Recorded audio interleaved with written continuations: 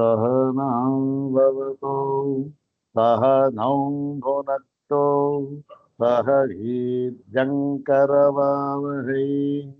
तेजस्विनावधीतमस्तु मा विद्विषावहै। ॐ शान्ति शान्ति शान्तिः। ॐ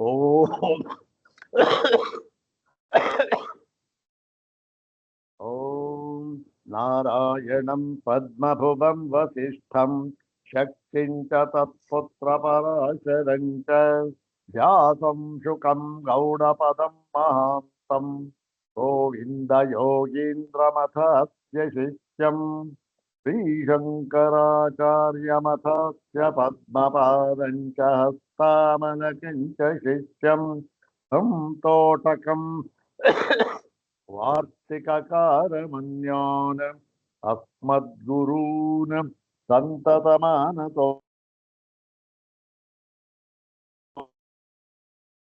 कार्यं केशवं बादरायणं सूत्रभाष्यकृतौ वन्दे भगवन्तौ पुनः पुनः सूत्रभाष्य प्रणेतारौ वेदान्ताब्ज प्रभाकरौ वन्दे परस्परात्मानौ बादरायण शङ्करौ श्रुतिस्मृतिपुराणानाम् आलयं करुणालयं नमामि भगवत्पादं शङ्करं लोकशङ्करं नमामि भगवत्पादशङ्करं लोकशङ्करम् वन्दे तं सच्चिदानन्दं यतिवर्यं महामतिं वेदवेदान्तसारज्ञं सद्गुरुं प्रणतोऽस्म्यहम् सदाशिवसमारम्भां शङ्कराचार्यमध्यमाम् अस्मदाचार्यपर्यन्तां वन्दे गुरुपरम्पराम्। ॐ नमो ब्रह्मादिभ्यो ब्रह्मविद्यासम्प्रदायकर्तृभ्यो वंशर्षिभ्यो नमो महद्भ्यो नमो गुरुभ्यः सर्वोपप्लवरहितः प्रज्ञानघनः प्रत्यगर्थो ब्रह्मैवाहमस्मि ब्रह्मैवाहमस्मि अधीहि भगवो ब्रह्म श्रीमच्छंकर भगवत् पूज्यपाद महासद्गुरुभ्यो नमः। श्री श्री सच्चिदानंदेन्द्र सरस्वती सद्गुरुभ्यो नमः। यो ब्रह्माणं विदधाति पूर्वं यो वै वेदांश्च प्रहिणोति तस्मै तन्मदेवमात्मबुद्धिप्रकाशम् मुमुक्षुर्वै शरणमहं प्रपद्ये। ॐ शान्ति शान्ति शान्तिः। अग्रे उपस्थितेभ्यः भवद्भ्यः सर्वेभ्यो जिज्ञासुभ्यः हार्दान् नमस्कारान् समर्पयामि।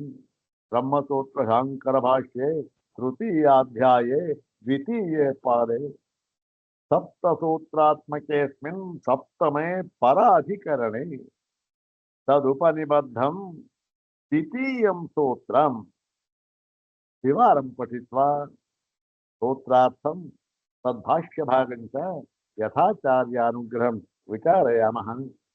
इदं सूत्रं पादादितः 32 सूत्रम्। सर्वाग्रे शंकर भगवत् पूज्यपादानां प्रशस्ति श्लोकमेकं पठित्वा तेषां पादारविन्दयोः शिरसा प्रणिपत्य अनुग्रहं च प्राप्य प्रकृतं 32 सूत्रं तदवशिष्टभाष्यभागं च यथाचार्यानुग्रहं विचारयामः। अथेदानीं सर्वाग्रे श्रीमच्छंकर भगवत् पूज्यपादानां प्रशस्ति श्लोकमेकं द्विवारं पठामः। ॐ यत्पादप्रणिपातेन मुक्तास्युर्बद्धमानवाः तं वन्दे करुणापूर्णं ಶಂಕರಂ ಜ್ಞಾನಸಾಗರಂ. ಓಂ ಯತ್ಪಾದ ಪ್ರಣಿಪಾತೇನ ಮುಕ್ತಾ ಸ್ಯುಃ ಬದ್ಧಮಾನವಾಃ ತಂ ವಂದೇ ಕರುಣಾಪೂರ್ಣಂ ಶಂಕರಂ ಜ್ಞಾನಸಾಗರಂ. ತಂ ವಂದೇ ಕರುಣಾಪೂರ್ಣಂ ಶಂಕರಂ ಜ್ಞಾನಸಾಗರಂ. ಯತ್ ಪಾದ ಪ್ರಣಿಪಾತೇನ ಯಸ್ಯಾಂ ಪಾದ ಪ್ರಣಿಪಾತೇನ ಪ್ರಣಿಪಾತೇನ ಪೃಥ್ವೀಭಾವೇನ ಸಮರ್ಪಣೇನ ಮನಸಾ ನಮಸ್ಕೃತ್ವಾ ಮುಕ್ತ ಬದ್ಧ ಮಾನವಾಃ ಬದ್ಧಾಃ ಇಮೇ ಮಾನವಾಃ ವಯಂ ಸರ್ವೇ ಬದ್ಧಾಃ ಸರ್ವೇ ಮಾನವಾಃ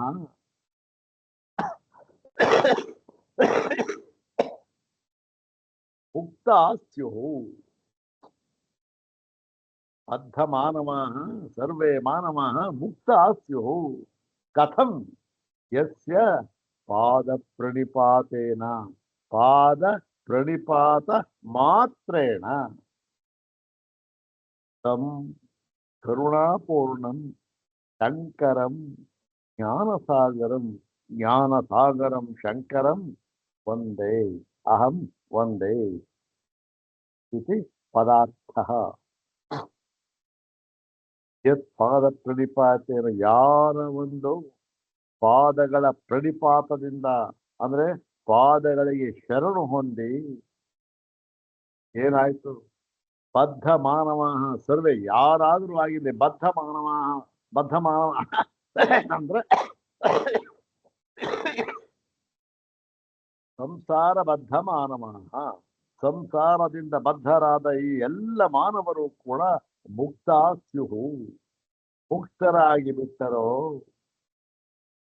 ತಂ ಅಂತಹ ಕರುಣಾಪೂರ್ಣಂ ಅಂದ್ರೆ ಕರುಣಾಪೂರ್ಣವಾದ ಕರುಣೆಯಿಂದ ತುಂಬಿರತಕ್ಕಂತಹ ಜ್ಞಾನ ಸಾಗರಂ ಅಂದ್ರೆ ಜ್ಞಾನದ ಸಾಗರ ಅಬ್ಧಿ ಅಂತಕ್ಕಂಥದ್ದು. ಇಂತಹ ಜ್ಞಾನ ಸಾಗರನಾದ ಶಂಕರನನ್ನ ನಾನು ಒಂದೇ ನಮಸ್ಕರಿಸುತ್ತೇನೆ. ಅಂದ್ರೇನು? ಪಾದ ಪ್ರಣಿಪಾತೇನ ಅಷ್ಟೇ ಅಷ್ಟೇ ಮಾತ್ರ, ಇನ್ನೇನು ಬೇಕಾಗಿಲ್ಲ. ಅದೇ ಪಾದ ಪ್ರಣಿಪಾತೇನ ಇಷ್ಟೆಲ್ಲ ಆಗೋಗ್ಬಿಡ್ತಾ? ಸಂಸಾರದಿಂದ ಮುಕ್ತರಾಗ್ಬಿಡ್ತಾರ ಅಂದ್ರೆ ಇಲ್ಲಿ ಏನ್ ಹಾಕಿದ ನೋಡಿ, ಶಂಕರರಿಗೆ ವಿಶೇಷಣವನ್ನ ಜ್ಞಾನ ಸಾಗರಂ ಅಂತ ಹಾಕಿದ್ದಾರೆ. ಈಗ ಯಾರೋ ಒಬ್ಬರು ಹೋಗ್ತಾನೆ, ಅವನು ತುಂಬಾ ಬಡವ, ಅವನು ಏನಾಗಿರುತ್ತೆ, ಅವನಿಗೆ ಒಂದು ಹಣಕಾಸಿನ ಅವಶ್ಯಕತೆ ಇರುತ್ತೆ. ಹಣಕಾಸಿನ ಅವಶ್ಯಕತೆ ಇದ್ದಾಗ ಅವನ ಹಣಕಾಸಿನ ಪರಿಸ್ಥಿತಿಯನ್ನ ಸುಧಾರಿಸಬಲ್ಲ ಯಾವನು ಒಬ್ಬರು ಹತ್ರ ಹೋಗ್ಬೇಕು. ಅವನು ಯಾರಾಗಿರ್ಬೇಕು? ಅವನು ಯಥೇಚ್ಛವಾಗಿ ಧನವನ್ನು ಉಳ್ಳವನಾಗಿರ್ಬೇಕು. ಹೌದ್ ತಾನೆ? ಇನ್ಯಾರೋ ನಮ್ಮಂಥವ್ರ ಹತ್ರ ಬಂದ್ಬಿಟ್ರೆ ನಾವೇನು ಕೊಡಬಾರ್ದು ಅವನಿಗೆ? ಆಗೋದಿಲ್ಲ. ಯಾರ ಹತ್ರ ಅದು ತುಂಬಿದೆಯೋ ಅವನ ಹತ್ರ ಹೋದ್ರೆ ಏನೋ ಕೊಡ್ತಾರ. ಹಾಗೆ ಇಲ್ಲಿ ಈ ಬದ್ಧರಾದ ಸಂಸಾರದಿಂದ ಬದ್ಧರಾದ ಮಾನವರು ಮುಕ್ತರಾಗಬೇಕಾದ್ರೆ ಏನಾಗಬೇಕು? ಏನೋ ಒಂದು ಬೇಕು. ಅದಕ್ಕೆ ಯಾವುದೋ ಒಂದು ಹಣಕಾಸಿನ ಅವಶ್ಯಕತೆ ಇದೆ. ಯಾವ ಹಣಕಾಸಲ್ಲಿ? ಜ್ಞಾನವೆಂಬ ಹಣಕಾಸು ಅಷ್ಟೇ. ಅಜ್ಞಾನದಿಂದ ಬದ್ಧನಾಗಿದ್ದ, ಅದು ಜ್ಞಾನದಿಂದ ಮುಕ್ತನಾಗಬೇಕು. ಹಾಗಾಗಿ ಯಾರ ಹತ್ರ ಹೋಗ್ಬೇಕು? ಯಾರು ಅಪಾರ ಜ್ಞಾನವನ್ನು ಉಳ್ಳವನಾಗಿದ್ದಾನೆ ಅವನ ಹತ್ರ ಹೋದ್ರೆ ಸ್ವಲ್ಪ ಜ್ಞಾನ ಕೊಡ್ತಾರೆ, ನಮ್ಮ ಸ್ವಲ್ಪ. ಹಾಗಾಗಿ ಜ್ಞಾನ ಸಾಗರ ಅಪಾರ ಅಪಾರ ಜ್ಞಾನ ಅಪಾರ ಜ್ಞಾನ ಶಂಕರ. ಇಂತಹ ಶಂಕರನನ್ನ ನಾನು ಒಂದೇ ನಮಸ್ಕರಿಸುತ್ತೇನೆ ಅಂತಕ್ಕಂಥದ್ದು ಇಲ್ಲಿ ಬಹಳ ಮುಖ್ಯವಾದ ವಿಶೇಷಣವೊಂದು ಜ್ಞಾನ ಸಾಗರಂ ಶಂಕರಂ ಒಂದೇ ಅಂತ. ಯಾಕೆಂದ್ರೆ ಅದಿರ್ತಕ್ಕಂಥದ್ದು ಕೊಡ್ತಾರೆ. ಪ್ರದೀಪ ಏನ್ ಮಾಡ್ಬೇಕಾ? ನಾವು ಮಾಡ್ಬೇಕಾ? ಅದಿಷ್ಟೇ. ಏನು? ಕೇವಲ ಪಾದ ಪ್ರಣಿಪಾತ ಅಷ್ಟೇ. ಅದನ್ನ ನಾವು ಮಾಡ್ತಾ ಇದ್ದೇವಲ್ಲ ಪ್ರತಿನಿತ್ಯ ಕೂಡ. ಇರ್ಲಿ. ಅಥ ಶ್ರೀಮಚ್ಛಂಕರ ಭಗವತ ಕೃತೌ ಶಾರೀರಕ ಮೀಮಾಂಸಾ ಭಾಷ್ಯೆ तृतीये साधनाध्याये द्वितीये पादे सप्तमं पराधिकरणम्। ओम परमतत्त्वेतोन्मानसम्बन्धभेदव्यपदेशेभ्यः ओम सामान्यात्तु ओम बुद्ध्यर्थः पादवत् ओम स्थानविशेषात् प्रकाशादिवत् ओम उपपत्तेश्च ओम तथान्यप्रतिषेधात् ओम अनेन सर्वगतत्वमायामशब्दादिभ्यः इमानि तानि सर्वाणि सप्तसूत्राणि तस्मिन् पराधिकरणे उपनिबद्धानि आचार्येण बादरायणेन भगवता। इदानीं प्रकृतं सूत्रं तस्मिन् अधिकरणे द्वितीयं सूत्रं पश्यामः। ओम तत्सूत्रं द्विवारं पठामः। ओम सामान्यात्तु ओम सामान्यात्तु। ಇದರ ಒಂದು ಪದವಿಭಾಗ ಅನ್ವಯ ಅನ್ವಯಾರ್ಥ ಎಲ್ಲ ಆಗಿದೆ. ಕೇವಲ ಅನ್ವಯವನ್ನ ಮಾತ್ರ ನೋಡಿಕೊಂಡು ಮುಂದಿನ ಅವಶಿಷ್ಟ ಭಾಷ್ಯ ಭಾಗವನ್ನ ನೋಡೋಣ. ಅನ್ವಯ ಹೇಗಾಗುತ್ತೆ? ತು ಸಾಮಾನ್ಯಾತ್ ಅಷ್ಟೇ. ತು ಅಂದ್ರೆ ಏನು? ಆದರೆ. ಸಾಮಾನ್ಯಾತ್ ಅಂದ್ರೆ ಸಮಾನವಾಗಿರುವುದರ ದೆಸೆಯಿಂದ. ಸಮಾನವಾಗಿರುವುದೇನು? ಸಮಾನ ಅಂತಕ್ಕಂಥ ತಕ್ಷಣ ಏನು? ಹೋಲಿಕೆ. ಅದು ಇದರಂತೆ ಇದೆ, ಹೌದಾನೆ? ಚಂದ್ರನಂತೆ ಶೀತಲವಾಗಿದೆ ಅದೇನು? ಹೋಲಿಕೆ. ಅದು ಹೀಗೆ ಹೋಲಿಕೆಯಿಂದ ಅಂತ ಅಷ್ಟೇ. ಹೋಲಿಕೆ ದೆಸೆಯಿಂದ ಏನಾದ್ರೆ ಆದರೆ ಹೋಲಿಕೆಯಿಂದ ಹೋಲಿಕೆ ದೆಸೆಯಿಂದ ಅಂದ್ಬಿಟ್ರೆ ಪೂರ್ತಿ ಮಾಡ್ಬೇಕಲ್ಲ. ಸಾಮಾನ್ಯಾತ್ ಸಾಮಾನ್ಯಾತ್ ಇತ್ಯುಕ್ತೆ ತುಲ್ಯತ್ವಾತ್ ತುಲ್ಯತ್ವಾತ್ ಸೇತು ಶಬ್ದ ಪ್ರಯೋಗ. ಏನು? ಸೇತು, ಉನ್ಮಾನ, ಸಂಬಂಧ, ಭೇದ ಈ 4 ಪದಗಳನ್ನು ಹೇಳಿದ್ರಲ್ಲ, ಅದರಲ್ಲಿ ಸೇತು ಶಬ್ದ ಪ್ರಯೋಗವನ್ನ ನಾವು ಹೇಗೆ ತಿಳಿಯಬೇಕು ಅಂದ್ರೆ ತುಲ್ಯತ್ವ ಅಂದ್ರೆ ಸಮಾನವಾಗಿರುವುದು, ಅಂದ್ರೆ ಹೋಲಿಕೆಯ ರೂಪದಿಂದ ಹೇಳಿದ್ದಾರೆ ಎಂದು ತಿಳಿಯಬೇಕು. ಏನಿದು? ಅದು ಅರ್ಥವಾಗಿಲ್ವಲ್ಲ. ಅಂದ್ರೆ ತು ಅಂದ್ರೇನು? ಆದರೆ. ಏನು?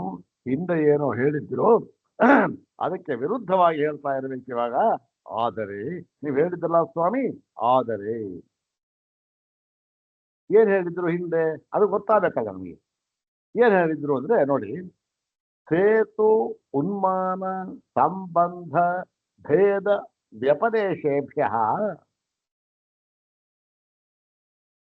ಬ್ರಹ್ಮಾಂತರ ಸತತ್ವ ಪ್ರಾಪ್ತಿಂ ಉಕ್ತಂ. ಹಿಂದೆ ಹೇಳಿದ್ರು ಏನು? ಸೇತು ಉನ್ಮಾನ ಸಂಬಂಧ ಭೇದ ವ್ಯಪದೇಶವ್ಯ ಇವುಗಳನ್ನ ಶ್ರುತಿಗಳಲ್ಲಿ ಹೇಳಿರುವುದರಿಂದ ಏನಾಗ್ತಾ ಇದೆ? ಬ್ರಹ್ಮಾಂತರ ಸತತ್ವ ಪ್ರಾಪ್ತಿಂ. ಬ್ರಹ್ಮಾಂತರ ಅಂದ್ರೆ ಬ್ರಹ್ಮಕ್ಕಿಂತ ಬೇರೆಯಾಗಿ ಮತ್ತೊಂದು ತತ್ವವು ಸತತ್ವ ಇದೆ ಎಂಬುದಾಗಿ ಸಿದ್ಧವಾಗುತ್ತದೆ ಅಂತ ಪೂರ್ವ ಪಕ್ಷಿ ಹೇಳಿದ್ದ. 4 ಪದಗಳನ್ನು ತಗೊಂಡು ನೋಡಿ ಹೇಗಿದೆ ಇದು. ಇಲ್ಲಿ ಕಂಠೋಕ್ತವಾಗಿ ಹೇಳಿಬಿಟ್ಟಿದ್ದಾರೆ ಶ್ರುತಿಯಲ್ಲಿ. ಏನಂತ? ಬ್ರಹ್ಮಕ್ಕಿಂತ ಬೇರೆಯಾದ ಇನ್ನೊಂದು ವಸ್ತು ಇದೆ ಎಂಬುದಾಗಿ ಅಂತ ಹೇಳ್ಬಿಟ್ಟ. ಅದಕ್ಕೆ ಟು ಅಂತ ಹಾಕಿದೆ. ಇದು ಸಿದ್ಧಾಂತ ಸೂತ್ರ. ಇದು ಎರಡನೇದು ಟು. ಆದರೆ ನೀನು ಇಷ್ಟು ಹೇಳಿದ್ಯಲ್ಲಪ್ಪ, ಏನ್ ಹೇಳಿದ್ದೇಳು? ಸೇತುನ್ಮಾನ ಸಂಬಂಧ ಭೇದ ವ್ಯಪದೇಶೇಭ್ಯ ಬ್ರಹ್ಮಾಂತರ ಸತತ ಪ್ರಾಪ್ತಿಂ ಯದ್ ದರ್ಶಿತಂ ತ್ವಯ. ತ್ವಯ ಅಂದ್ರೇನು? ಪೂರ್ವ ಪಕ್ಷಿಣ.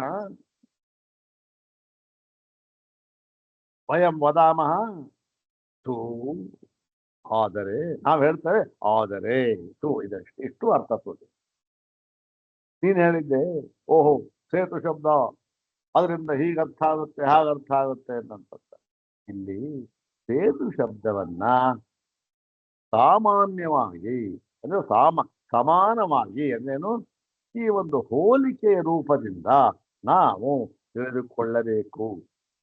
ಹಾಗೆ ಹೋಲಿಕೆ ಅಂತ ಆ ರೂಪದಿಂದ ಈ ಸೇತು ಶಬ್ದವನ್ನು ಹೇಳಿದ್ದಾರೆ.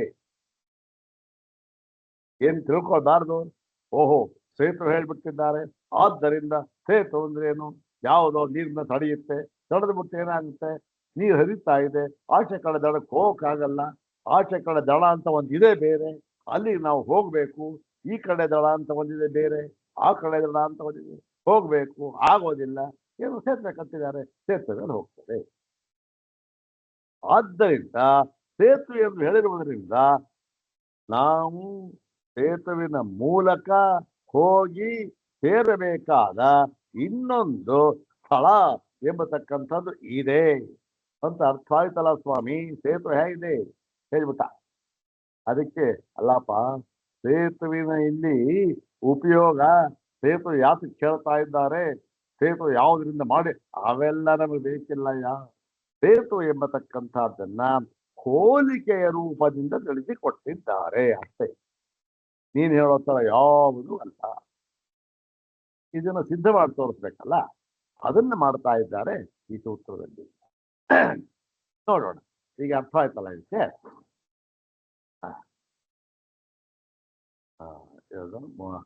537ನೇ ಪುಟ. ನನು ಸೇತ್ವಾದಿ ವ್ಯಪದೇಶಾಃ ಬ್ರಹ್ಮ ವ್ಯತಿರಿಕ್ತಂ ತತ್ವಂ ಸೂಚಯಂತಿ ಇತ್ಯುಕ್ತಂ. ಏನು ಪಾದರಾಯಣಾಚಾರ್ಯರೇ, ನೀವು ಪುನಃ ಅದೇನೋ ತುಕಾರವನ್ನ ಹಾಕ್ಬಿಟ್ಟು ಸಾಮಾನ್ಯ ತು ಅಂತ ಒಂದು ಸೂತ್ರ ಮಾಡಿಬಿಟ್ಟು ತು ಆದರೆ ಈ ಅಂತ ಏನೋ ಬೇರೆ ಹೇಳೋ ಹೊರಟಿದ್ದೀರಲ್ಲ, ನಾವು ನಿಮಗೆ ಪೂರ್ವ ಪಕ್ಷದವರು ಸ್ಪಷ್ಟವಾಗಿ ಹೇಳಿದ್ದವಲ್ಲ ಸ್ವಾಮಿ. ಏನಂತ ಹೇಳಿದ್ಯಪ್ಪ ಅಂದ್ರೆ ಅದನ್ನ ಹೇಳ್ತಾ ಇದ್ದಾರೆ. ನಾನು ಸೇತ್ವಾದಿ ವ್ಯಪದೇಶ, ಸೇತುವೆ ಮುಂತಾದ ಸೇತು ಉನ್ಮಾನ ಸಂಬಂಧ ಭೇದ ಇವುಗಳಿಂದ ಏನು ಗೊತ್ತಾಗ್ತಾ ಇದೆ, ಬ್ರಹ್ಮ ವ್ಯತಿರಿಕ್ತಂ ತತ್ವಂ, ಬ್ರಹ್ಮಾಂತರಂ ತತ್ವಂ, ಏನು ಬ್ರಹ್ಮಕ್ಕಿಂತ ಬೇರೆಯಾದ ಇನ್ನೊಂದು ತತ್ವ ಇದೆ ಎಂಬುದಾಗಿ ಸೂಚಯಂತಿ, ಸೂಚನೆ ಕೊಡ್ತಾ ಇದೆಯಲ್ಲ. ಇದೆಲ್ಲ ಈ ಶಬ್ದಗಳು 4 ಶಬ್ದಗಳು ಇವೆ ಅಂತಕ್ಕಂಥದ್ದು ಹೇಳ್ತಾ ಇದೆ ಲಕ್ಷಣೆಯಿಂದ ಅಂತ ನಾವು ಹೇಳಿದ್ವಲ್ಲ ಸ್ವಾಮಿ. ತಿರುಗಾಗಿ ಏನೋ ಒಂದು ತುಕಾರ ಹಾಕ್ಬಿಟ್ಟು ನೀವು ಸೂ ಅಂತ ಆದವಿ ಅಂತೇಳಿ ಹೇಳ್ಬಿಟ್ರಲ್ಲ. ನಾವು ಹೇಳಿದ್ವಲ್ಲ ಸ್ಪಷ್ಟವಾಗಿ, ಅದನ್ನ ಸಿದ್ಧ ಮಾಡಿದ್ವಲ್ಲ ನಾವು ಅಂತ ಹೇಳ್ತಾರೆ.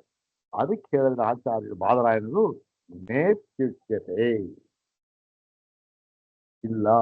ಅದಕ್ಕಾಗಿ ಮತ್ತೇನು ಸ್ವಾಮಿ ಅಂದ್ರೆ ತು ಸಾಮಾನ್ಯಾತ್, ಓಂ ಸಾಮಾನ್ಯಾತ್ತು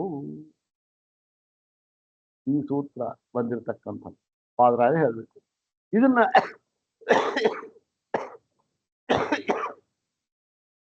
ವಿವರಿಸ್ಬೇಕಲ್ಲ, ಆ ಕೆಲಸವನ್ನ ಭಗವಾನ್ ಶಂಕರ ಮಾಡ್ತಾ ಇದ್ದಾರೆ. ಏನು ಮೊದಲು ಇವನೇನ್ ಹೇಳಿದ್ದ, ಸೇತ್ವಾದಿ ವ್ಯಪದೇಶ ಅಂತ ಹೇಳಿದ್ದ. ಸೇತು ಆದಿ, ಆದಿ ಅಂದ್ರೆ ಏನು, ಇನ್ನು 3 ಇದೆಯಲ್ಲ ಅದು, ಅದನ್ನ ಒಂದೊಂದಾಗಿ ತೆಗೆದುಕೊಳ್ತಾ ಇದ್ದಾರೆ. ಇವಾಗ 4 ಇದೆಯಲ್ಲಪ್ಪ, ಒಂದೊಂದಾಗಿ ತೆಗೆದುಕೊಳ್ಳೋಣ. ಮೊದಲೇನು, ಸೇತು ವ್ಯಪದೇಶ ಸಾವತ್. ಸಾವತ್ ಅಂದ್ರೆ ಮೊದಲಿಗೆ ಸೇತು ಶಬ್ದ ತಗೊಳ್ಳೋಣ. ಈ ಸೇತು ಶಬ್ದ ಇದೆಯಲ್ಲ ಅದು ನ ಬ್ರಹ್ಮಣೋ ಬಾಹ್ಯಸ್ಯ ಸದ್ಭಾವಂ ಪ್ರತಿಪಾದಯಿತು ಕ್ಷಮತೆ. ಮೊದಲು ನಿರ್ಧಾರ ಮಾಡಿ ಹೇಳ್ಬಿಟ್ರು ಆಚಾರ್ಯ. ಏನಂತ ನೋಡಪ್ಪ, ಈ ಸೇತು ಅಂತ ಬಂದಿದೆ ಅಂತ ಹೇಳಿದ್ಯಲ್ಲ ನೀನು. ಹೌದು, ಸೇತು ಬಂದಿದೆ, ಸೇತು ವಜ್ರತೆ ಅಂತ ಬಂದಿದೆ, ಇಲ್ಲ ಅಂತಲ್ಲ. ಈ ಸೇತು ಎಂಬತಕ್ಕಂತ ಶಬ್ದ ಬಂದಿರುವುದರಿಂದ ಏನಂತ ಅರ್ಥವಾಗುವುದಿಲ್ಲ ಅಂದ್ರೆ, ಬ್ರಹ್ಮಣೋ ಬಾಕ್ಯಸ್ಯ ಬ್ರಹ್ಮಣ ಅನ್ನೋದು ಪಂಚಮೇ ಭಕ್ತಿ. ಬ್ರಹ್ಮಕ್ಕಿಂತ ಬಾಕ್ಯಸ್ಯ ಬೇರೆ ಇರತಕ್ಕಂತ ಒಂದು ವಸ್ತುವಿನ ಸದ್ಭಾವಂ ಇದೆ, ಅಸ್ತಿತ್ವವನ್ನ ಪ್ರತಿಪಾದಯಿತು ಕ್ಷಮತೆ. ಇದು ನಾವು ಬ್ರಹ್ಮಕ್ಕಿಂತ ಬೇರೆಯಾಗಿ ಇನ್ನೊಂದು ತತ್ವವಿದೆ ಎಂದು ತಿಳಿದುಕೊಳ್ಳುವುದಕ್ಕೆ ಸಾಧ್ಯವಿಲ್ಲ. ಏನು ಸೇತು ಹೇಳಿದ್ದಾರೆ, ಸೇತು ಅಂತ ಹೇಳಿದ್ದಾರೆ. ಅಷ್ಟು ಮಾತ್ರದಿಂದ ಓಹೋ ಸೇತು ಇದೆಯಲ್ಲ, ಆದ್ದರಿಂದ ಬ್ರಹ್ಮಕ್ಕಿಂತ ಬೇರೆಯಾಗಿ ಒಂದು ತತ್ವ ಇದೆ ಎಂಬುದಾಗಿ ತಿಳಿಯಲು ಸಾಧ್ಯವಿಲ್ಲ. ಕ್ಷಮತೆ ನ ಕ್ಷಮತೆ ಸಾಧ್ಯವಿಲ್ಲ. ಏನಾಗಿದ್ದಾನೆ? ಯಾಕೆ? ಸೇತುರಾತ್ಮ ಇತಿ ಆಹ ನ ತತಃ ಪರಮಸ್ತಿ. ನೋಡಪ್ಪ ಏನ್ ಹೇಳ್ತಾರೆ ಅದರಲ್ಲಿ, ಆ ಒಂದು ಮಂತ್ರದ ಅರ್ಥ ಸೇತುರಾತ್ಮ, ಸೇತು ಆತ್ಮ, ಈ ಆತ್ಮನು ಸೇತುವಾಗಿದ್ದಾನೆ ಅಂತ ಹೇಳುತ್ತೆ. ಏನು ಹೇಳಲಿಲ್ಲ? ತತಃ ಪರಂ ನಾಸ್ತಿ ಇತಿ ನ ತತಃ ಪರಮಸ್ತಿ ಇತಿ. ಅದೇನು? ತತಃ ಪರಂ ನಾಸ್ತಿ ಇತಿ ನ, ಅದಕ್ಕಿಂತ ಬೇರೆಯದಾಗಿ ಇನ್ನೊಂದು ತತ್ವ ಇದೆ ಎಂಬುದಾಗಿ ಹೇಳಿಲ್ಲ. ಏನಂತ ಹೇಳಿದ್ದಾರೆ? ಸೇತು ಆತ್ಮ, ಈ ಒಂದು ಆತ್ಮನು ಸೇತುವಾಗಿದ್ದಾನೆ ಅಂತ ಹೇಳಿದೆ. ಅದರಿಂದ ನಾವು ಹೇಗೆ ಅರ್ಥ ಮಾಡ್ಕೊಳ್ಬೇಕು ಅಂತಂದ್ರೆ, ತತ್ರ ಪರಸ್ಮಿನ್ ಅಸತಿ ಸೇತುತ್ವಂ ನಾವಕಲ್ಪತೆ ಇತಿ ಪರಂ ಕಿಮಪಿ ಕಲ್ಪ್ಯೇತ. ನೀನು ಏನ್ ಮಾಡಿದೆ? ಓಹೋ, ಸೇತುವಿನ ಶಬ್ದ, ಸೇತು ಎಂಬತಕ್ಕಂತಹ ಶಬ್ದವನ್ನು ಪ್ರಯೋಗ ಮಾಡಿಬಿಟ್ಟಿದ್ದಾರೆ. ಆದ್ದರಿಂದ ಏನಾಗಿದೆ? ತತ್ರ ಪರಸ್ಮಿನ್ ಅಸತಿ ಅಂದ್ರೆ ಇನ್ನೊಂದು ತತ್ವ, ಬ್ರಹ್ಮಕ್ಕಿಂತ ಬೇರೆಯಾಗಿ ಇನ್ನೊಂದು ತತ್ವ ಎಂಬುದು ಇಲ್ಲದೆ ಹೋಗಿಬಿಟ್ಟಿದ್ದರೆ ಏನು? ಆಗ ಈ ಸೇತು ಶಬ್ದವನ್ನ ಹೇಳಬಾರದಾಗಿತ್ತು. ಈ ಸೇತು ಶಬ್ದವನ್ನು ಹೇಳಿರುವುದರಿಂದ ಮಾತ್ರ ನೀನು ಓಹೋ ಬ್ರಹ್ಮಕ್ಕಿಂತ ಬೇರೆಯಾದ ಇನ್ನೊಂದು ತತ್ವ ಇದೆ, ಅದನ್ನು ಸೇರಬೇಕು ಅಂತ ಕಲ್ಪನೆ ಮಾಡ್ಕೊಂಡ್ಬಿಟ್ಟಿದ್ಯಾ. ನಿನ್ನ ಕಲ್ಪನೆಯ ಕಾರಣ ಏನು? ಕೇವಲ ಸೇತು ಶಬ್ದ ಪ್ರಯೋಗ ಎಲ್ಲಿ? ಉಪನಿಷತ್ತಿನಲ್ಲಿ. ಮತ್ತೆ ಇನ್ನೇನು? ನೀನು ಆ ಸೇತು ಶಬ್ದ ಪ್ರಯೋಗದಿಂದ ಏನನ್ನ ಅರ್ಥ ಮಾಡಿಕೊಂಡಿದ್ದೀಯೇ ಅದು ಕಾರಣ. ಏನು? ನೀವು ತಪ್ಪಾಗಿ ಅರ್ಥ ಮಾಡಿಕೊಂಡು ಬಿಟ್ಟಿದ್ದೀಯ. ಅದಕ್ಕೋಸ್ಕರ ಓಹೋ ನೋಡಿ, ಸೇತು ಶಬ್ದ ಸಾಮಾನ್ಯ ಲೋಕದಲ್ಲಿ ಇದೆ ವ್ಯವಹಾರ. ಅದು ಸೇತು ಶಬ್ದ ಆದ್ರೆ ಬೇರೆ ಕಡೆ ಒಂದಿದೆ, ಒಂದು ದಾಟ್ ಹೋಗ್ಬೇಕು ಅಂತ. ಹೌದು ತಾನೆ? ಆಚೆ ದಡಕ್ಕೆ ಹೋಗಬೇಕು, ಆಚೆ ದಡದಲ್ಲಿ ಏನೋ ಇದೆ, ಯಾವ್ದೋ ಪಟ್ಟಣ ಇದೆ, ಅಲ್ಲಿ ಹೋಗ್ಬೇಕು. ಸೇತುವೆ ಕಟ್ಟಿದ್ದಾರೆ ಅಂದ್ರೆ ಏನು? ಸೇತುವೆ ಕಟ್ಟಿದ್ದಾರೆ ಅಂದ್ರೆ ಅಲ್ಲಿ ಯಾವುದೋ ಇನ್ನೊಂದು ಪ್ರದೇಶ ಇದೆ, ಅಲ್ಲಿಗೆ ಹೋಗಿ ಸೇರುವುದಕ್ಕೋಸ್ಕರ ಸೇತುವೆಯನ್ನು ಕಟ್ಟಿದ್ದಾರೆ ಅಂತ ಅರ್ಥ ಆಗುತ್ತೆ ಲೋಕದಲ್ಲಿ. ಆದರೆ ಇಲ್ಲಿ ನೀನು ಅದನ್ನ ಇಟ್ಕೊಂಡು ಏನು ಲೌಕಿಕವಾದ ವ್ಯವಹಾರವನ್ನು ಮಾತ್ರ ಇಟ್ಕೊಂಡ್ಬಿಟ್ಟು ಓಹೋ ಸೇತು ಅಂತ ಹೇಳ್ಬಿಟ್ಟಿದ್ದಾರೆ ಪರಮಾತ್ಮನನ್ನ, ಆದ್ದರಿಂದ ಪರಮಾತ್ಮನಿಗಿಂತ ಭಿನ್ನವಾಗಿ ಇನ್ನೊಂದು ತತ್ವ ಇದೆ ಅಂತಾಯ್ತು ಅಂತ ತೀರ್ಮಾನ ಮಾಡ್ಬಿಟ್ಟಿದ್ಯಲ್ಲ, ಅದಕ್ಕೆ ಕಾರಣ ಸೇತು ವ್ಯಪದೇಶ. ಹೌದಾನೆ? ಆದರೆ ನಚೈತತ್ ನ್ಯಾಯ, ನಚೈ ಏತತ್ ನ ನ್ಯಾಯಂ. ಇದು ನ್ಯಾಯವಾದ ಒಂದು ನಿರ್ಣಯವಲ್ಲ. ನೀನು ಮಾಡ್ಬಿಟ್ಟಿದ್ಯಲ್ಲಪ್ಪ ನಿರ್ಣಯ, ಅದು ನ್ಯಾಯವಾದ ನಿರ್ಣಯವಲ್ಲ. ಏನಿದು ಅಂದ್ರೆ ಕೇವಲ ಏನಾಗಿದೆ ಗೊತ್ತೇನು? ಹಠೋಹಿ ಅಪ್ರಸಿದ್ಧ ಕಲ್ಪನಾ. ಎಲ್ಲ ವಾಕ್ಯಗಳು ಆಗಲ ಒಂದು ಸಂಸ್ಕೃತ ನಮಗೇನು ಗೊತ್ತಾ, ಇದು ಬಹಳ ಒಂಥರ ಈ ಏನಂತ ನಿಷ್ಠುರವಾದ ವಾಕ್ಯಗಳು. ನಾವು ಇವತ್ತು ಏನನ್ನ ಉಪಯೋಗಿಸ್ತೇವೆ ಅದು ಬಹಳ ಕೆಳಮಟ್ಟದ ಮಾತುಗಳು. ಅಂದ್ರೆ ನಾವು ನಿಷ್ಠುರ ವಾಕ್ಯ ಉಪಯೋಗಿಸ್ತೇವೆ, ಬಹಳ ಕೆಳಮಟ್ಟ. ಇದು ಅದೇ ಅರ್ಥವನ್ನು ಕೊಡ್ತಕ್ಕಂಥದ್ದು, ಅಷ್ಟೇ ನಿಷ್ಠುರವಾಗಿ ಹೇಳ್ತಕ್ಕಂಥದ್ದು. ಆದರೆ ಇದು ಬಹಳ ಮೇಲ್ಮಟ್ಟದಲ್ಲಿ ಹೇಳ್ತಕ್ಕಂಥ ಮಾತು. ಅದು ಇಲ್ಲ. ಹಠೋಹಿ ಅಪ್ರಸಿದ್ಧ ಕಲ್ಪನಾ. ನಿನ್ನ ಈ ಅಪ್ರಸಿದ್ಧ ಕಲ್ಪನೆ ಏನು ಸೇತು ಇದೆ, ಸೇತು ಅಂತ ಹೇಳಿಬಿಟ್ಟಿದ್ದಾರೆ, ಪರಮಾತ್ಮನ ಸೇತು ಎಂದು ಹೇಳಿದ್ದಾರೆ. ಆದ್ದರಿಂದ ಅವನಿಗಿಂತ ಭಿನ್ನವಾಗಿ ಇನ್ನೊಂದು ತತ್ವ ಇರಬೇಕು, ಹೋಗಿ ಸೇರಬೇಕಾದದ್ದು ಅಂತ ನೀನು ಅರ್ಥಕಲ್ಪನೆಯನ್ನು ಮಾಡಿದ್ದೀಯಲ್ಲ, ಅದೇನಾಗಿದೆ? ಯಾತ್ರೆಯಿಂದ ಮಾಡ್ತಾ ಇದೆಯಾ ಗೊತ್ತಾ ನೀನು? ಹಠ ಅಂದ್ರೆ ಏನು? ನೀನು ಯಾವುದೋ ಒಂದು ಪೂರ್ವಗ್ರಹ ಇಟ್ಕೊಂಡಿದ್ದೀಯಾ, ಅದನ್ನೇ ಏನ್ ಪೂರ್ವಗ್ರಹ ನಿಂದು? ಲೋಕ ಪ್ರಸಿದ್ಧವಾಗಿರ್ತಕ್ಕಂಥದ್ದು, ಲೋಕ ಪ್ರಸಿದ್ಧವಾಗಿರ್ತಕ್ಕಂಥ ಒಂದು ಸಾಮಾನ್ಯ ನ್ಯಾಯವನ್ನು ಇಟ್ಕೊಂಡಿದೀಯಾ, ಅದಕ್ಕೆ ಅನುಗುಣವಾಗಿ ಅರ್ಥ ಮಾಡ್ತಾ ಇದ್ದೀಯ. ಹಾಗೆ ಅರ್ಥ ಮಾಡಬೇಕು ನೋಡ್ರಿ, ಲೋಕದಲ್ಲಿ ಇಲ್ವಾ ಹೀಗೆಲ್ಲ, ಅದು ನಿನ್ನ ಹಠ ಅಷ್ಟೇ, ಮತ್ತೆ ಇದು ನ್ಯಾಯವಲ್ಲ. ಮತ್ತೆ ಹೇಳ್ತಾ ಇದ್ರು, ಅಪಿಚ ಸೇತು ವ್ಯಪದೇಶಾತ್ ಆತ್ಮನೋ ಲೌಕಿಕ ಸೇತು ನಿದರ್ಶನೇನ ಸೇತು ವಾಕ್ಯ ವಸ್ತುತಾಂ ಪ್ರಸಂಜಯತ ವೃದ್ಧಾರುಮಯತ ಅಪಿ ಪ್ರಾಸಂಕ್ಷೇತ. ಪ್ರಾಸಂಕ್ಷೇತ ಇದು ಯಾವುದು ಲಕಾರ? ಋಟ್ ಲಕಾರ. ನೃತ್ಯ ಭವಿಷ್ಯತಿ. ನೃಟ್ ಲಕಾರ ಪ್ರಯೋಗ ಮಾಡಿದರೆ ಅದು ಭವಿಷ್ಯತ್ ಕಾಲವನ್ನು ಸೂಚಿಸುತ್ತದೆ. ಭವಿಷ್ಯತ್ ಕಾಲ ಪ್ರಯೋಗ. ಪ್ರಸಂಜೇತ, ಪ್ರಾಸಂಕ್ಷೇತ. ಇದು ಏನಾಗಿದೆ ನೋಡಿ. ಈಗ ಅಲ್ಲಪ್ಪ, ನೀನು ಏನ್ ಹೇಳಿದ್ದಾರೆ? ಸೇತು ಅಂತ ಆತ್ಮನನ್ನು ಹೇಳಿದ್ದಾರೆ.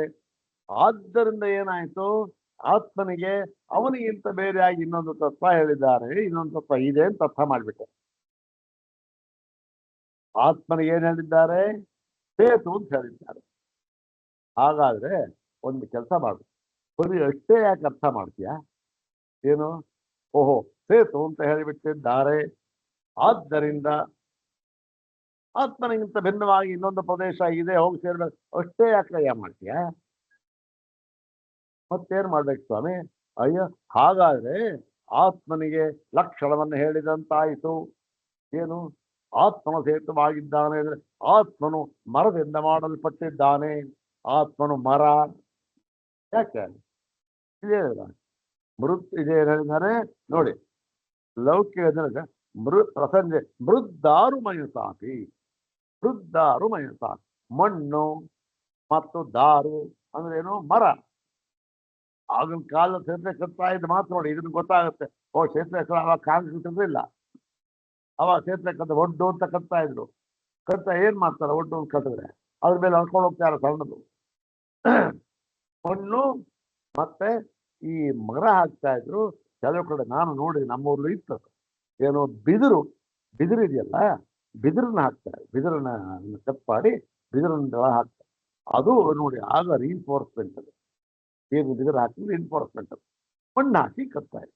ಹೀಗೆ ನೀನು ಓ ಸೇತು ಅಂತ ಹೇಳಿಬಿಟ್ಟಿದ್ದಾರೆ ಆತ್ಮನನ್ನ, ಆದ್ದರಿಂದ ಆತ್ಮನು ಮಣ್ಣಾಗಿರ್ಬೇಕು, ಆತ್ಮನು ಕಟ್ಟಿಗೆ ಆಗಿರ್ಬೇಕು, ಮರವಾಗಿರ್ಬೇಕು, ಅದನ್ನು ಅರ್ಥ ಮಾಡ್ಬೋದಲ್ಲ.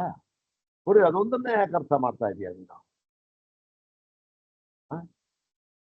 ಏನಪ್ಪ, ಹೀಗೆ ಅದರ ಅರ್ಥ ಮಾಡಿಬಿಟ್ರೆ ಏನಾದ್ರೂ ನ್ಯಾಯವಾದ ಅರ್ಥ ಅಂತ ಅನಿಸ್ಕೊಳ್ತಾ? ಯಾವುದೋ ಒಂದು ನಿಂತ್ಕೊಂಡು ಓಹೋ ಅದಕ್ಕಿಂತ ಆಚೆಗೆ ಇನ್ನೊಂದು ಪದಾರ್ಥ ಇರಬೇಕು, ಇನ್ನೊಂದು ಸ್ಥಳ ಇರಬೇಕು ಅಂತ ಮಾಡ್ಬಿಡ್ತೀಯಲ್ಲ, ಸುಮ್ಮನೆ ಯಾಕೆ ತಗೋತೀಯಪ್ಪ? ಆತ್ಮನು ಮರವಾಗಿದ್ದಾನೆ, ಆತ್ಮನು ಮಣ್ಣಾಗಿದ್ದಾನೆ. ಆತ್ಮ ಲಕ್ಷಣ ಏನಂದ್ರೆ ಮಣ್ಣು ಮರ ನಿರ್ಧಾರ ಮಾಡ್ಬಿಡೋದು. ಯಾಕೆ ಅಂತ ಹೇಳ್ಬಿಟ್ರು. ಏನು ನೋಡಿ, ಅಪಿಚ ಸೇತು ವ್ಯಪದೇಶಾತ್ ಆತ್ಮನೋ ಲೌಕಿಕ ಸೇತು ನಿದರ್ಶನೇನ.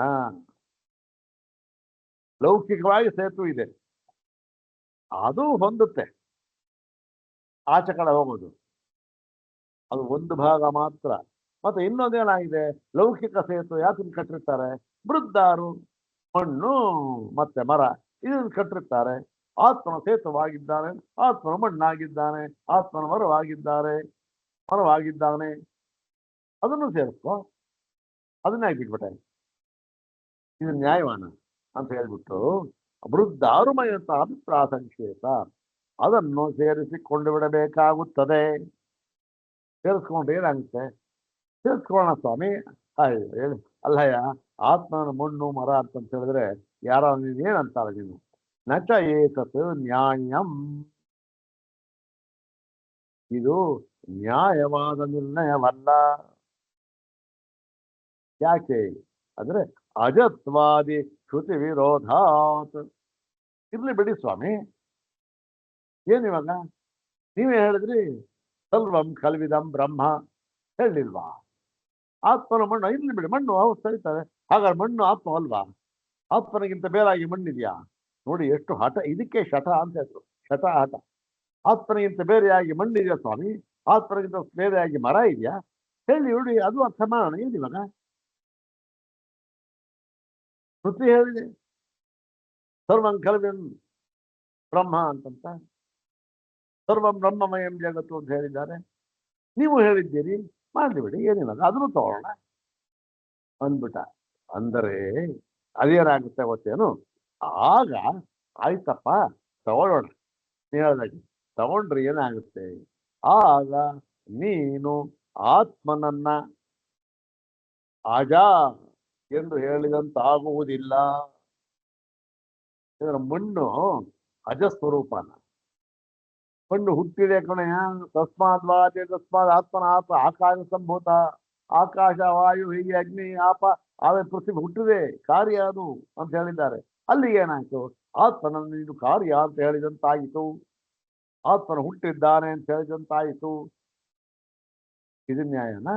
ಆತ್ಮನ ಹುಟ್ಟಿದ್ದಾರೆ ಅಂತ ಹೇಳಿದ ಓ ತಗೋಬೋದು ಸ್ವಾಮಿ, ಮಣ್ಣು ಮರ ಅದನ್ನು ತಗೊಳ್ಳಿ ಬ್ರಹ್ಮ ಅಂತ. ಬ್ರಹ್ಮ ಅಲ್ವಾ ಅದು? ಬ್ರಹ್ಮಕ್ಕಿಂತ ಬೇರೆ ಆಗಿದೆಯಾ? ಏನಿಲ್ವಲ್ಲ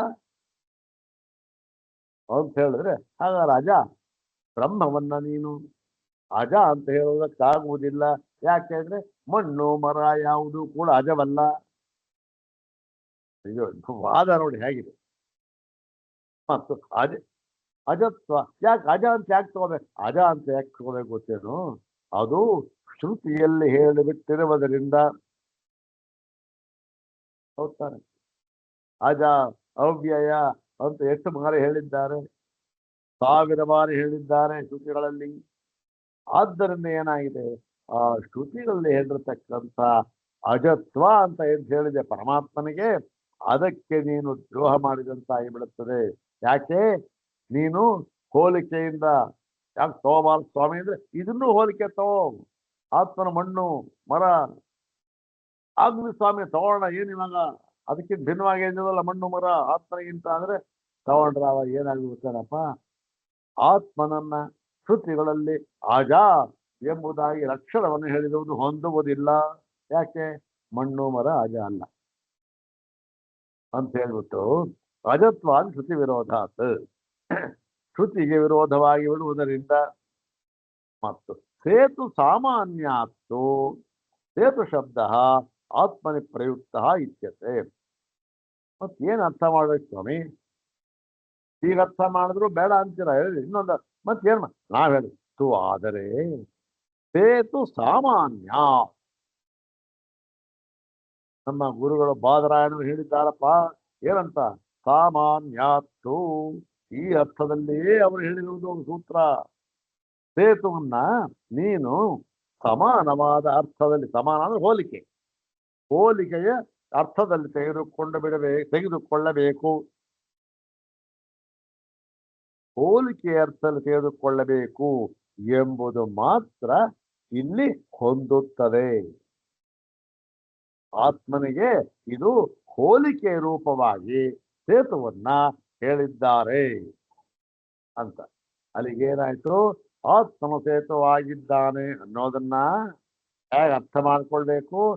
ಆತ್ಮನು ಸೇತುವಿನಂತೆ ಇದ್ದಾನೆ ಎಂಬುದಾಗಿ ಅರ್ಥ ಮಾಡಿಕೊಳ್ಳಬೇಕು. ಸೇತುವಾಗಿ ಅರ್ಥ ಮಾಡಿಕೊಳ್ಳಬೇಕು ಅಂತಂದ್ರೆ ಏನು? ಸೇತು ಇರೋದು ಯಾತಕ್ಕೆ? ನದಿ ಇದೆ, ಸೇತುವೆ ಕಟ್ಟಿದ್ದಾರೆ, ಅದನ್ನು ದಾಟಿ ಆಚೆ ಕಡೆ ಹೋಗ್ಬೇಕು ಅಂದ್ರೆ ಅದು ದಾಟಬೇಕು. ದಾಟಿ ಇನ್ನೊಂದು ಸ್ಥಳ ಇದೆ, ಹೋಗ್ಬೇಕು. ಸರಿ ಹೇಳಿದ್ದು, ಇನ್ನೊಂದು ಸ್ಥಳ ಇದೆ. ಏನು? ಯಾವುದನ್ನು ದಾಟಬೇಕು, ಎಲ್ಲಿಗೆ ಸೇರಬೇಕು ಅನ್ನುವುದನ್ನು ನಾವು ಹೇಳುತ್ತೇವೆ. ಅಂತ ಹೇಳಿ ಅದನ್ನ ಹೇಳ್ತಾ ಇದ್ದಾರೆ ನೋಡಿ. ಹೇಳ್ತಾ ಇದ್ದೀವಿ. ಆದ್ದರಿಂದ ಹೋಲಿಕೆ ಅಂತಕ್ಕಂಥ ಶಬ್ದವೇ ಇಲ್ಲಿ, ಹೋಲಿಕೆ ಅಂತಕ್ಕಂಥ ಅರ್ಥವೇ ಇಲ್ಲಿ ಸರಿಯಾಗಿದೆ ಅಂತ ಹೇಳಿ, ಜಗತಃ ತನ್ಮರ್ಯಾದಾನಾಂ ವಿಧಾರಕತ್ವಂ ಸೇತು ಸಾಮಾನ್ಯಂ ಆತ್ಮನಃ. ಮತ್ತೆ ಹೋಲಿಕೆ ಅಂದ್ಬಿಟ್ರಲ್ಲ, ಯಾವುದರಿಂದ ಹೋಲಿಕೆ ಏನ್ ಸ್ವಾಮಿ ಅಂದ್ರೆ, ಸೇತು ಹೇಗೆ ಈ ನೀರನ್ನ ಅದು ತಡೆದು ಹಿಡಿದಿಟ್ಟುಕೊಂಡಿದೆಯೋ, ನಿಯಂತ್ರಿಸುತ್ತಿದೆಯೋ, ಹೌದಾ? ನಿಯಂತ್ರಣ ತಾನೆ ಸೇತು. ಬೇಕಾದ ಬಿಟ್ಕೊಳ್ತಾನೆ, ಬೆಳೆ ಬಿಟ್ಕೊಳ್ತಾನೆ, ಸ್ಟೋರ್ ಮಾಡ್ತಾರೆ. ಹೀಗೆ ನಿಯಂತ್ರಿಸುತ್ತಿದೆಯೋ ಅದೇ ರೀತಿ ಅದರಂತೆ ಆ ಸೇತುವಿನಂತೆ ಆತ್ಮನು ಏನನ್ನು ಹಿಡಿದಿಟ್ಕೊಂಡಿದ್ದಾನೆ, ಆತ್ಮನು ಯಾವುದನ್ನು ನಿಯಂತ್ರಣ ಮಾಡ್ತಾ ಇದ್ದಾನೆ ಅಂದ್ರೆ ತನ್ಮರ್ಯಾದಾನ. ಅಂದ್ರೆ ಏನು ಮರ್ಯಾದ ಅಂದ್ರೆ? ಈ ಮರ್ಯಾದ ಅಂತಂದ್ರೆ ಆತ್ಮನು ಎಲ್ಲ ವಿಧಿವಿಧಾನಗಳನ್ನು ಕೂಡ, ಏನು ವಿಧಿವಿಧಾನಗಳನ್ನು? ಕೇವಲ ವಿಧಿವಿಧಾನಗಳನ್ನಲ್ಲ, ವಿಧಿ ಪ್ರತಿಷೇಧ ಇವುಗಳನ್ನು ಕೂಡ. ಅಂದ್ರೆ ಏನು? ಶ್ರುತಿಗಳಲ್ಲಿ ಹೇಳಿರತಕ್ಕಂಥ ಎರಡೇ, ಇನ್ನೊಂದು ಅರ್ಥವಾದ ಇದೆ ಬಿಡಿ, ಅದು ಇದಕ್ಕೆ ಪೂರಕವಾಗಿರ್ತಕ್ಕಂಥದ್ದು. ವಿಧಿ ಪ್ರತಿಷೇಧ, ಈ ವೇದಗಳಲ್ಲಿ ಹೇಳಿರ್ತಕ್ಕಂಥ ವಿಧಿ ಪ್ರತಿಷೇಧ ಇವೆಲ್ಲವನ್ನೂ ಕೂಡ ತನ್ನ ನಿಯಂತ್ರಣದಲ್ಲಿ ಇಟ್ಟುಕೊಂಡಿದ್ದಾನೆ ಪರಮಾತ್ಮ ಅಂತ ಅರ್ಥ ಮಾಡ್ಬೇಕಯ್ಯ ಅಂತ ಹೇಳಿ, ತನ್ನ ಮರ್ಯಾದ ವಿಧಿವಿಧಾನಗಳು ಅಂತ ಇದು ವಿಧಿ ಪ್ರತಿಷೇಧಗಳನ್ನು ವಿಧಾರಕತ್ವ ಅದನ್ನು ಹಿಡಿದಿಟ್ಕೊಂಡು ಅದರಿಂದ ಸೇತುವಿನಂತೆ ಅಂತ ಹೇಳಿದ್ದಾರೆ ಅಷ್ಟೇ. ಅತಃ ಸೇತುರಿವ ಸೇತು ಇತಿ ಪ್ರಕೃತ ಆತ್ಮ ಸ್ತೂಯತೆ. ಆದ್ದರಿಂದ ಇಲ್ಲಿ ಸೇತುರಿವ ಸೇತು, ಸೇತುವಿನಂತೆ ಇರುವುದರಿಂದ ಇವನನ್ನ ಸೇತುವೆಂದು ಹೇಳುತ್ತಿದ್ದೇವೆ. ಏನ್ರಿ, ಇವನು ಸಿಂಹವಾಗಿದ್ದಾನೆ. ಎಷ್ಟೊತ್ತು ಹೇಳಿದೀವಲ್ಲ ಉದಾಹರಣೆ, ನಾವು ಸಿಂಹವಾಗಿದ್ದಾನೆ ಅಂದ್ಬಿಡ್ತಾರೆ. ಸಿಂಹ ಉದಾಹರಣೆ ಬೇಡ ಬಿಡಿ, ಬೇಕಾಸೆ ಹೇಳ್ಬಿಟ್ಟಿದೀವಲ್ಲ. ಯಾರೋ ಒಬ್ಬ ರಾಜ ಇದ್ದಾನೆ ನೋಡ್ರಿ, ಇವನು ರಾಜನಲ್ಲ, ಇವರು ಸಾಕ್ಷಾತ್ ದೇವೇಂದ್ರ ಇವನು ಅಂದ್ಬಿಡ್ತಾರೆ. ದೇವೇಂದ್ರ ನಾನು ಅವನ ವಜ್ರ ಇದೆಯಾ, ಇನ್ನೊಂದಿದೆ, ಏನಿದೆ ದೇವೇಂದ್ರ ಅಂತ, ಇವನು ಸಾಕ್ಷಾತ್ ದೇವೇಂದ್ರ ಅಂತೆ. ದೇವೇಂದ್ರನಂತೆ ಇದ್ದಾನೆ ಅಂತ ಹೇಗೆ ಅರ್ಥ ಮಾಡುತ್ತೇವೆಯೋ ಹಾಗೆ ಆತ್ಮನನ್ನ ನೋಡಿ, ಆತ್ಮನು ಸೇತುವಾಗಿದ್ದಾನೆ ಅಂದರೆ ಆತ್ಮನು ಸೇತುವಿನಂತೆ ಇದ್ದಾನೆ ಎಂಬುದಾಗಿ ಅರ್ಥವನ್ನ ಮಾಡಬೇಕು.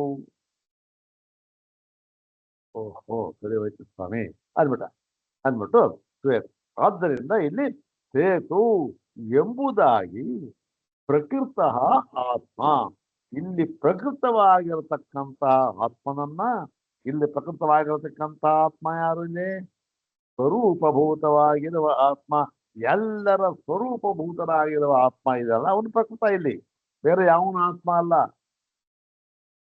ಭೂತ ಆತ್ಮ, ಇಂದ್ರಿಯ ಆತ್ಮ, ಬೇಕಾದ ಆತ್ಮ, ಐದು ಜನ ಆತ್ಮರಿದ್ದಾರಲ್ಲ, ಅವರಲ್ಲ. ಇಲ್ಲಿ ಇವರು ಈ ಆತ್ಮ ಅವನನ್ನ ತೂಯತೆ, ಇಲ್ಲಿ ಹೊಗಳಿದ್ದಾರೆ. ಇಲ್ಲ, ಹೊಗಳಿಕೆಗಾಗಿ ಸೇತುವಿನಂತೆ ಇದ್ದಾರೆ ಕಣ್ರಿ ದೇವೇಂದ್ರ ಇವನು ಹೊಗಳಿಕೆಗಾಗಿ ಹೇಳಿದ್ದಷ್ಟೇ. ಹೀಗೆ ಹೊಸ್ತು ಇದ್ದಾರೆ.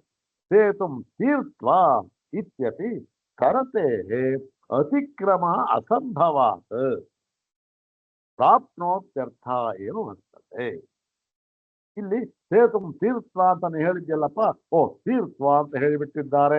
ಆದ್ರನ್ನೇನು ಸೇತುವನ್ನ ಇದನ್ನ ದಾಟಿಕೊಂಡು ಇನ್ನೊಂದು ಕಡೆ ಇದೆಯಲ್ಲ, ದಾಟ್ಕೊಂಡು ಅಲ್ಲಿ ಹೋಗ್ಬೇಕು ಅಂತ, ಇಲ್ಲಿಂದ ದಾಟಿ ಅಲ್ಲಿ ಹೋಗ್ಬೇಕು, ಇಲ್ಲಿ ಅಲ್ಲಿ ಅಂತ ಒಂದು ಸ್ಥಳ ಇದೆಯಲ್ಲ ಅಂತ ಹೇಳಿದ್ಯಲ್ಲಪ್ಪ, ಅದಕ್ಕೇನು ಗೊತ್ತೇನು? ಸೇತುಂ ತೀರ್ಥ ಅಂತಂದ್ರೆ ದಾಟಿ ಅಂತಂದ್ರೆ ನಾವು ಹೇಗೆ ಸೇತುವಿನ ಮೂಲಕ ನದಿಯನ್ನ ದಾಟುವಂತೆ ಅಂತ ಅರ್ಥ ಮಾಡಿದ್ರೆ ಈಕೆಲ್ಲ ಯಾವುದು ಹೊಂದೋದಿಲ್ಲ. ಆದ್ದರಿಂದ ತೀರ್ಥ ಎಂಬ ಶಬ್ದಕ್ಕೆ ಏನರ್ಥವನ್ನ ಮಾಡಬೇಕು? ಇಲ್ಲಿ ಪ್ರಾಪ್ನೋತ್ಯರ್ಥ. ತೀರ್ಥ ಅಂದ್ರೆ ಅದನ್ನ ಪೂರ್ಣವಾಗಿ ಪಡೆದುಕೊಂಡು ಅಂತ ಅರ್ಥ ಮಾಡಬೇಕು, ದಾಟಿಕೊಂಡು ಅಂತ ಹೇಳೋದಿಲ್ಲ. ಅಂತ ಹೇಳಿ ಒಂದು ಉದಾಹರಣೆ ಕೊಡ್ತಾರೆ. ಹ್ಮ್. ಯಥಾ ವ್ಯಾಕರಣಂ ತೀರ್ಣ ಇತಿ ಪ್ರಾಪ್ತ ಇತ್ಯುಚ್ಯತೆ. ನಾವೆಲ್ಲ ಹೇಳ್ತೇವೆ ನೋಡ್ರಿ, ಇವರು ವ್ಯಾಕರಣ ಶಾಸ್ತ್ರವನ್ನ ಸರಳ ಮಾಡಿಬಿಟ್ಟಿದ್ದಾನೆ. ಅದೇನು ಸರಳ ಮಾಡಿಬಿಟ್ಟಿದ್ದಾನೆ ಅಂದ್ರೇನು? ದಾಟ್ಬಿಟ್ಟು ಇನ್ನೆಲ್ಲ ಹೊರಟೋಗಿದ್ದಾರೆ ಅಂತ ಅರ್ಥ ಅಲ್ಲ. ವ್ಯಾಕರಣದ ದಡವನ್ನ ದಾಟಿದ್ದಾನೆ. ಈ ವ್ಯಾಕರಣ ದಡವನ್ನ ಮುಟ್ಟಿದ್ದಾನೆ. ದಡ ಅಂದ್ರೆ ನೀರಿಗಿಂತ ಬೇರೆ ಆಗಿರ್ತಕ್ಕಂಥ ದಾಟಿರೋ ನೀರನ್ನು ದಾಟಿಬಿಟ್ಟಿದ್ದಾನೆ. ದಡವನ್ನು ದಾಟಿದ್ದಾನೆ. ದಡವನ್ನು ಮುಟ್ಟಿದ್ದಾನೆ. ವ್ಯಾಕರಣನ ಪೂರ್ತಿಯಾಗಿ ತಿಳಿದುಕೊಂಡಿದ್ದಾನೆ ಅಂತ ಅರ್ಥ. ವ್ಯಾಕರಣ ಶಾಸ್ತ್ರವನ್ನು ಇವನು ವ್ಯಾಕರಣ ಜ್ಞಾನವನ್ನ ಪಡೆದುಕೊಂಡಿದ್ದಾನೆ ಅಂತ ಅರ್ಥ. ಹೌದಾ? ನಾವಲ್ಲಿ ಒಪ್ಪು ಹೇಳ್ತಾ ಇದ್ದೇವೆ. ಏನ್ರಿ ಎಲ್ಲವನ್ನು ಏನು ಶಾಸ್ತ್ರ ಯಾವುದು? ಭೌತಶಾಸ್ತ್ರದ ಜಡವನ್ನ ಸೇರಿಬಿಟ್ಟಿದ್ದಾನೆ. ದಾಟಿ ಜಡವನ್ನ ಸೇರಿಬಿಟ್ಟಿದ್ದಾನೆ ಅಂತ. ಏನ್ ದಾಟಿ ಇನ್ನೆಲ್ಲ ಬೇರೆ ದಳ ಇದೆಯಾ? ಏನಿದೆ ಅಂದ್ರೆ ಭೌತಶಾಸ್ತ್ರವನ್ನ ಆಮೂಲಾಗ್ರವಾಗಿ ಆ ಭೌತಶಾಸ್ತ್ರದ ಜ್ಞಾನವನ್ನ ಪಡೆದುಕೊಂಡಿದ್ದಾನೆ ಅಂತ ಅರ್ಥ. ಹಾಗೆ ಇಲ್ಲೂ ಕೂಡ ಏನಾಯ್ತೆ, ಈ ಒಂದು ದಾತಿ ಅಂತಂದ್ರೆ ಆ ಪರಮಾತ್ಮನನ್ನು ಪಡೆದುಕೊಳ್ಳುತ್ತಾನೆ ಅಂತ ಅರ್ಥ ಅಷ್ಟೇ. ಇಲ್ಲಿ ಏನು ಹಾಗೆ ಬೇರೆ ಇದೆ, ಹಾಗೆ ಹೀಗೆ ಅಂತ ಯಾವ ಅರ್ಥ ಅಲ್ಲಪ್ಪ ಅಂತ ಹೇಳಿ ಈ ಪ್ರಾಪ್ನೋತಿ ಎಂಬತಕ್ಕಂಥ ಅರ್ಥ ಇಲ್ಲಿ ಮಾಡಬೇಕು. ಈ ಲೌಕಿಕವಾದ ಅರ್ಥ ಮಾಡಬಾರದು. ನೋಡಿ ಇವೆಲ್ಲ ಏನ್ ಸೂಚಿಸುತ್ತೆ? ಈಗ ವ್ಯಾಕರಣವನ್ನ ಬಲ್ಲವನು ಸಂಸ್ಕೃತವಲ್ಲವನು ಕೂಡ ಅರ್ಥ ಮಾಡ್ಬೋದು, ಏನಿಲ್ಲ. ಅದಕ್ಕೆ ಏನ್ರಿ ನಮ್ಗೆ ಅರ್ಥ ಆಗೋದಿಲ್ವಾ? 10 ಸಾರಿ ಓದ್ತೀನಿ ಅರ್ಥ ಆಗುತ್ತೆ. ಯಾಕೆ ಅರ್ಥ ಆಗೋದಿಲ್ಲ? ಎಷ್ಟೋ ಜನ ಹೇಳ್ತಾ ಇರ್ತಾರೆ. ಅದನ್ನು ಕೂಡ ಒಬ್ಬ ಹೇಳಿದ್ರು, ಯಾಕೆ ಅರ್ಥ ಆಗೋದಿಲ್ಲ ನೋಡೇ ಬಿಡ್ತೀನಿ ಅಂತ. ಅರ್ಥ ಆಗುತ್ತೆ, ಆಗ್ಬೋದು. ಏನ್ ಅರ್ಥ ಆಗುತ್ತೆ ಅಂದ್ರೆ ಅರ್ಥವಾಗುತ್ತದೆ ಅಷ್ಟೇ. ಅರ್ಥ ಆಗುತ್ತೆ, ಇಲ್ಲೇ ಇಲ್ಲ. ಶಬ್ದಕ್ಕೆ ಅರ್ಥ ನಿಮ್ಗೆ ಗೊತ್ತು. ಹೀಗೆ ಇಲ್ಲಿ ಏನಾಗಿದೆ ನೋಡಿ, ಇದೇ ಉದಾಹರಣೆ. ಸೇತು ಅಂತ ಪ್ರಯೋಗ ಮಾಡ್ತಿದ್ದಾರೆ. ನಮ್ಗೆ ಚೆನ್ನಾಗಿ ಗೊತ್ತಿರಿ, ವ್ಯಾಕರಣ ಗೊತ್ತು, ಲೌಕಿಕ ಜ್ಞಾನ ಇದೆ. ಸೇತು ಅಂತ ಹೇಳಿದ್ರೆ ಏನ್ ಅರ್ಥವಾಯ್ತು? ಸಿದ್ಧಾಂತ ಮಾಡ್ಬಿಟ್ಟ, ವಾದ ಮಾಡ್ಬಿಟ್ಟ, ಅದಕ್ಕೆ ಅಲ್ಲಿಗೆ ಏನಾಯ್ತು? ಸರಿಯಾಗಿ ಮಾಡಿಲ್ಲ ಅವನು. ಹಾಗೆ ಇಲ್ಲಿ ಆ ಶಬ್ದ ಇದನ್ನೆಲ್ಲ ಏನು ನಮಗೆ ಭಾಷ್ಯದ ಮುಖಾಂತರವೇ ಅರ್ಥ ಮಾಡ್ಕೊಳ್ಬೇಕು, ಗುರುಮುಖೇನವೇ ಅರ್ಥವಾಗಬೇಕು. ಹಾಗಾಗಿ ಇದನ್ನ ಮಾಡಿದೆ. ಇಲ್ಲಿ ಸೇತು ಆಯ್ತಲ್ಲ, ಈಗ ಸೇತು ಶಬ್ದಕ್ಕೆ ಇಷ್ಟೆಲ್ಲ ಹೇಳಿದ್ರು. ಸೇತು ಶಬ್ದ ಪ್ರಯೋಗ ಆಗಿದ್ದಾರೆ, ಅದರಿಂದ ಇನ್ನು ಲೌಕಿಕ ಅರ್ಥವನ್ನು ಮಾಡಬಾರದು, ಇದಕ್ಕೆ ಹೀಗೆ ಅರ್ಥವನ್ನು ಮಾಡಬೇಕು ಅಂತ ಹೇಳಿದ್ರು. ಇನ್ಯಾವುದಿದೆ ಇನ್ನು? ಸೇತು ಉನ್ಮಾನ. ಉನ್ಮಾನ ಸ್ವಾಮಿ, ಸೇತು ಶಬ್ದಕ್ಕೇನೋ ಸರೋಯ್ತು, ಈ ಉನ್ಮಾನ ಅಂತ ಇದೆಯಲ್ಲ ಅದಕ್ಕೆ ಸ್ವಾಮಿ ಅಳತೆ ಸ್ವಾಮಿ. ಅದು ಒಂದು ಅಳತೆ. ನೀವು 1 kg 5 kg ಏನು ಅಕ್ಕಿ ಕೇಳ್ತೀರ? 5 kg ಅಕ್ಕಿ ಕೊಟ್ಟಾಗ ಅವ್ರು ಎಷ್ಟು ಕೊಡ್ಬೇಕು? 5 kgನೇ ಕೊಡಬೇಕು. ಏನು ಕೊಡಬಾರದು? 6 kg ಕೊಡಬಾರದು, 4 kgನೂ ಕೊಡಬಾರದು. ಅಂದ್ರೇನು? 6 kg 4 kg ಇರ್ತಕ್ಕಂಥದ್ದು 5ಕ್ಕಿಂತ ಬೇರೆಯಾಗಿ ಇರ್ತಕ್ಕಂಥದ್ದು. ನೀವು 5 kg 5 kg ಕೊಡಬೇಕು, ಯಾವುದು ಬೇರೆ ಕೊಡೋದಲ್ಲ. ಹೀಗೆ ಒಂದು ಅಳತೆ 5 kg ಅಂದ್ರೇನು? 5 kg ಅಂತಂದ್ರೆ ಓಹೋ ಅದಕ್ಕಿಂತ ಬೇರೆಯದು ಅಲ್ಲ ಅಂತ ಹೇಳ್ತಕ್ಕಂಥ. ಅದೇನು? 6 kg ಅಲ್ಲ, 4 kgನೂ ಅಲ್ಲ, 5 kg. ಹಾಗೆ ಇಲ್ಲಿ ಮಾನ ಅಂತ ಹೇಳಿದಾಗ ಏನಾಗುತ್ತೆ? ಈ ಮಾನ ಅಂತ ಹೇಳಿದಾಗಲೂ ಕೂಡ ಬೇರೆ ಇನ್ಯಾವುದೋ ಒಂದು ಇದೆ, ಆ ಅಳತೆ ಅಲ್ಲ, ಈ ಅಳತೆ ಅಲ್ಲ, ಇದು ಅಂತ ಹೇಳಿದಾಗ ಆಗುತ್ತೆ. ಅದು ಇದು ಎರಡು ಇದೆ ಅಂತ ಹೇಳಿದಾಗ ಆಯ್ತು ಸ್ವಾಮಿ. ಬ್ರಹ್ಮಕ್ಕಿಂತ ಬೇರೆ ಇದು ಇದೆ ಅಂತ ಹೇಳ್ತಾ ಇಲ್ಲ ಉನ್ಮಾನ ಅಂದ. ಅದಕ್ಕೆ ಆಯ್ತಪ್ಪ, ಅದಕ್ಕೂ ಹೇಳ್ತೇವೆ ಅಂತ ಹೇಳಿ ಬಾದರಾಯಣರು ಮುಂದಿನ ಸೂತ್ರವನ್ನು ಹೇಳ್ತಾ ಇದ್ದಾರೆ. ಅದಕ್ಕೆ ಅದನ್ನ ನಾಳೆ ಭಾಗದಲ್ಲಿ ನೋಡೋಣ. ಓಂ ಶಾಂತಿ ಶಾಂತಿ ಶಾಂತಿ. ಓಂ ತತ್ಸತ್.